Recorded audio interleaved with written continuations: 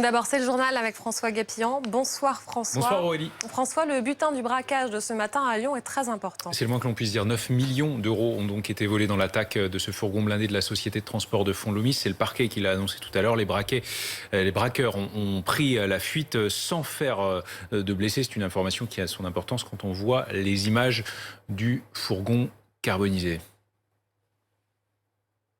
Le port du masque obligatoire partout dans Paris depuis ce matin. Un principe avec pas mal d'exceptions, le vélo, le footing ou encore la cigarette. Plusieurs autres villes de France sont soumises à ce nouveau tour de vis. Demain, c'est l'agglomération strasbourgeoise qui y passera. En ce moment, on doit absolument casser les chaînes de contamination, mais on sait bien que les contaminations, elles se font surtout en famille, dans ce qu'on appelle des clusters familiaux. Et les personnes là qui reviennent de congé et qui sont détectées, contaminées, généralement elles l'ont été dans un cadre privé, dans un lieu clos. Cette mesure de généralisation du port du masque dans l'ensemble de l'espace public à toute heure du jour et de la nuit, pour les communes de plus de 10 000 habitants, n'était pas suffisamment proportionnée. Et puis on a regretté qu'il n'y ait pas davantage de concertation avec l'ensemble des maires.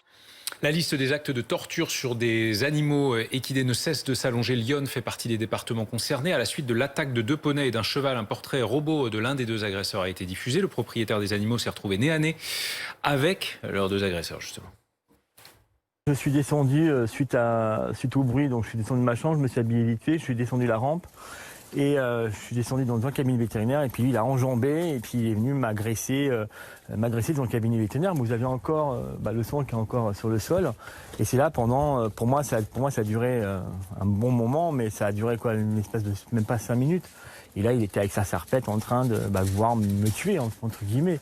Parce que comme je les avais dérangés, comme je l'avais vu, pour eux, je gênais. Vous vous souvenez quoi de lui?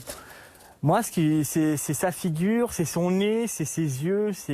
Puis depuis, j'arrête pas de voir son visage. J'arrive pas à me l'enlever de la tête. Le ministre de l'Intérieur n'a manifestement pas digéré les critiques du maire de Grenoble en début de semaine. Souvenez-vous, Éric Piolle avait qualifié de coup de com' l'opération de police menée dans un quartier sensible après la diffusion en ligne de vidéos mettant en scène des dealers cagoulés, armés. Dans un courrier, Gérald Darmanin juge notamment qu'à Grenoble, le niveau d'investissement dans la sécurité est particulièrement bas. Réaction d'un syndicaliste policier. On le sait depuis longtemps que la criminalité à Grenoble est très élevée. Du point de vue police, ce que je peux vous dire, c'est que nous, au niveau de l'élucidation des enquêtes, notamment, on rencontre au niveau des services d'investigation beaucoup de problèmes pour les résoudre et on serait fortement aidé par la présence de caméras implantées savamment au niveau de l'agglomération. L'uniforme est visé, un policier municipal, un policier national, c'est un uniforme. Donc dans tous les cas, le policier, quel qu'il soit, doit être en mesure de préserver sa vie et de préserver la vie des citoyens si la nécessité, si on en a besoin. Et sachez que le maire de Grenoble sera l'invité de BFM TV, ce sera tout à l'heure à 19h. La météo demain matin? Du mauvais temps, quasiment partout. Voilà. Pourquoi faire plus quand c'est aussi simple, malheureusement. De 10 degrés pour les températures à Nantes et Aurillac demain matin, jusqu'à 23 à Nice. Merci beaucoup François, on vous retrouve à 17h30 il me semble, ou plus tard à 18h. Ouais, laissez-moi un peu de réponse. On vous retrouvera en tout cas, c'est une belle promesse. Dans un instant sur BFM TV, nos informations sur ce braquage à 9h.